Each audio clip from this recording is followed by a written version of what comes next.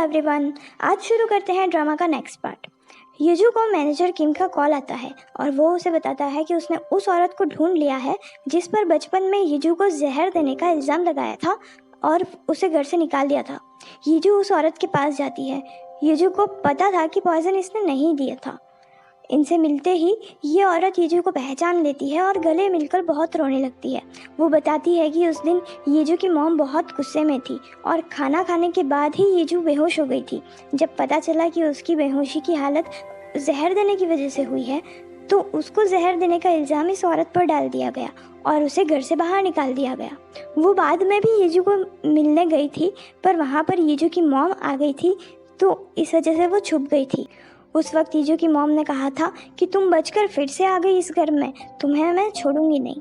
इस औरत को लगा कि वो इससे कह रही है पर वो खुद से बोल रही थी।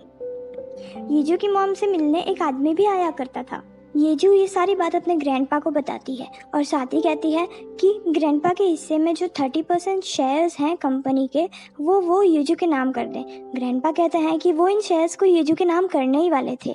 इनफैक्ट उसकी प्रोसेसिंग भी उन्होंने शुरू कर दी है। यहाँ कंपनी में जंगकुक अपनी औकात पर आ जाता है।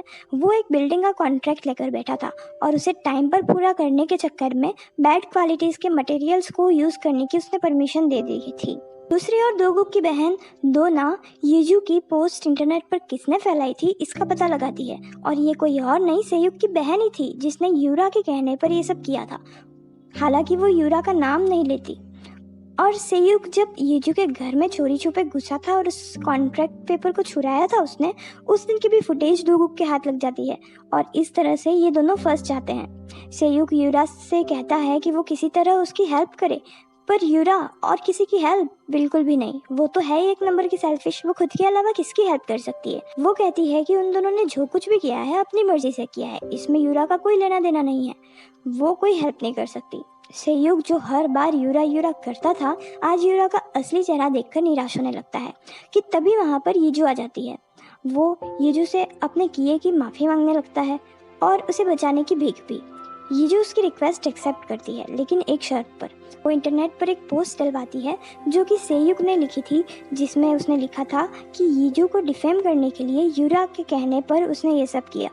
अब यूरा और उसकी मॉम का यीजू के सामने माफियों का खेल शुरू होता है। लेकिन तभी यीजू के डैड को ये न्यूज़ मिलती है कि उसकी कंपनी को फाइनेंशियली नुकसान हो रहा है। यीजू ने उसके डैड को प्रॉमिस किया था कि वो तेजा ग्रुप से हेल्प दिलवाएगी पर उसने तो ऐसा कुछ किया नहीं और इस वजह से डैड थोड़ा स्ट्रेस लेने लग जाते हैं और उनकी तबीयत ख़राब हो जाती है। हालांकि उनकी तबीयत इनकी दी हुई इन दवाइयों से ख़राब हुई थी और यहाँ हॉस्पिटल में यीजू की मॉम उसके डैड के कान भरने शुरू कर देती है कि यीजू और उसके ग्रैंडपा मिलकर इस कंपनी को ख़त्म करना चाहते हैं। इसने तो उसके ग्रैंडपा को भूलने की बीमारी है ऐसा बोल के शेयर्स को यीजू के नाम करने से भी रुकवा दिया था और यीजू को बुरा भला बोल कर अपने पति का ट्रस्ट जीत लिया था। जब तक उसके हस्बैंड बीमार हैं तब तक वो कंपनी में उनकी जगह ले लेती है। मतलब अब यीजू के डैड की कंपनी इसके हाथों में है। यीजू ग्रैंडपा के पास जाती है। ग्रैंडपा शेयर्स को ट्रांसफ़र करने में आ रही प्रॉब्लम के बारे में बताते हैं और साथ में ये कहते हैं कि शायद उस दिन इजंग, जो कि यीजू की मॉम का नाम है, उसने कहा था कि तुम मेरे हाथों से बचकर वापस इसी घर में आ गई तो शायद वो खुद से नहीं तुमसे ये चीज़ कह रही थी। शायद उसने तुम्हें पहले भी मारने की कोशिश की थी। ग्रैंडपा यीजू को अब तक की कलेक्ट की हुई मेमोरीज के फोटोज दिखाते हैं जिसमें न्यूज़ थी कि एक आदमी ने सिगरेट पीते वक्त एक घर में आग लगा दी। इसी घर में यीजू और उसकी मॉम थे। वो इस आदमी के बारे में दोगुक को भी बताती है। फादर के पास जाती है और उसके पापा उसे देखते ही सुनाने लग जाते हैं कि कोई बेटी अपनी फैमिली के साथ ऐसा नहीं करती जो तुमने किया है। तुम्हें जो चाहिए तुम ले लो पर आज से तुम मेरी बेटी नहीं हो। यीजू कहती है कि कोई पेरेंट्स भी ऐसा नहीं करते जो आपने किया है। वो अपनी डीएनए रिपोर्ट दिखाती है और कहती है कि वो उनकी असली बेटी है। ये सब इजंग का किया हुआ है। उसी ने मुझे और मेरी माँ को मारने की कोशिश की थी और अब वो आपको मारकर कंपनी की हेड बनना चाहती है। उसके पापा इस बात पर यकीन नहीं करते तो यीजू इन टैबलेट्स की जांच करवाने के लिए कहती है और साथ ही अपने बाल भी देती है डीएनए टेस्टिंग के लिए। इजंग के पास अब कंपनी है और वो अपनी इमेज न्यूज़ चैनल्स के थ्रू सुधारती है। सेयुक भी अपना जॉब छोड़ देता है और साथ ही यूरा को वार्निंग देता है कि वो अपने काले कारनामे बंद कर दे वरना बहुत पछताएगी। दोगुक भी तेजा ग्रुप में ऐड होने के लिए अपने कंपनी को बाय बाय बोल देता है। ये सब दोगुक के फेयरवेल की पार्टी करने के लिए इकट्ठे हुए हैं और साथ में यीजू को एक लिस्ट पकड़ाते हैं जो कि उसकी कंपनी के शेयर होल्डर्स की लिस्ट थी। सीधे शब्दों में बोलूँ तो जिसके पास ज़्यादा शेयर होंगे वो कंपनी का असली भागीदार होगा। शेयर होल्डर्स की लिस्ट में वो लोग हैं जिनके पास शेयर्स हैं, तो यीजू उनको उनके शेयर्स अपने नाम करने के लिए अगर राज़ी कर ले तो ये यीजू के लिए बहुत अच्छा होगा। नेक्स्ट डे दोगुक जाता है इस आदमी के पास, नाम है इसका जोदोंग, जो अभी अभी जेल से रिहा हुआ है। ये वही है जिसने यीजू और उसकी मॉम के घर पर आग लगाई थी और इससे इन्फॉर्मेशन निकालना चाहता है दोगुक, पर ये सिर्फ इतना बताता है कि इजंग यानी यीजू की सौतेली माँ इसकी एक्स गर्लफ्रेंड थी। यहाँ यीजू शेयर होल्डर्स के नामों की लिस्ट देख ही रही होती है, तभी उसे एक नाम दिखता है जिसके पास 5% शेयर्स थे और वो कोई और नई कुकिंग क्लास वाली टीचर जेमी थी। यीजू इसके पास जाती है और ये सामने से ही कहने लगती है कि वो अपने शेयर यीजू को दे देगी। यीजू को थोड़ा अजीब लगता है क्योंकि स्टार्टिंग से ही जेमी यीजू की हेल्प करती आई है और उससे बहुत अच्छा बिहेव करती है और उसके हाथ पर ये जलने का निशान भी है। यीजू कहती है कि क्या आपका नाम जियोन है? जियोन उसकी असली माँ का नाम था। जेमी ये सुनकर नर्वस हो जाती है और उसकी नर्वसनेस को देखकर यीजू सब समझ जाती है कि यही उसकी असली माँ है।